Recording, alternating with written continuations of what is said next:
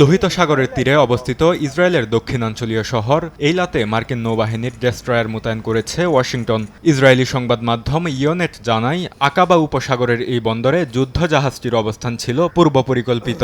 যুক্তরাষ্ট্র ও ইসরায়েলের চলমান সামরিক সহযোগিতার অংশ হিসেবে এই যুদ্ধজাহাজ মোতায়েন।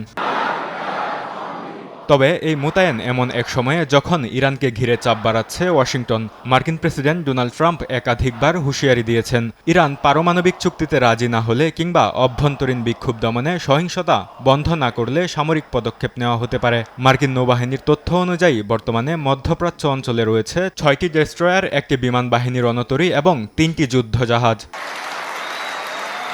তবে তেহরানে যুক্তরাষ্ট্রের হুমকির কড়া জবাব দিয়েছেন ইরানের সর্বোচ্চ নেতা আয়াতুল্লাহ আলী খামেনি। মার্কিনরা বারবার যুদ্ধের হুমকি দিয়েছে, কিন্তু ইরানি জাতি এসব হুমকিতে ভয় পায় না। আমরা আগ্রাসন শুরু করি না, তবে কেউ আক্রমণ করলে শক্ত জবাব দেয়া হবে। যুক্তরাষ্ট্র যদি যুদ্ধ শুরু করে তবে তার সীমিত থাকবে না। যুক্তরাষ্ট্রের জানা উচিত, যদি তারা যুদ্ধ শুরু করে তবে এবার তা হবে একটা আঞ্চলিক যুদ্ধ।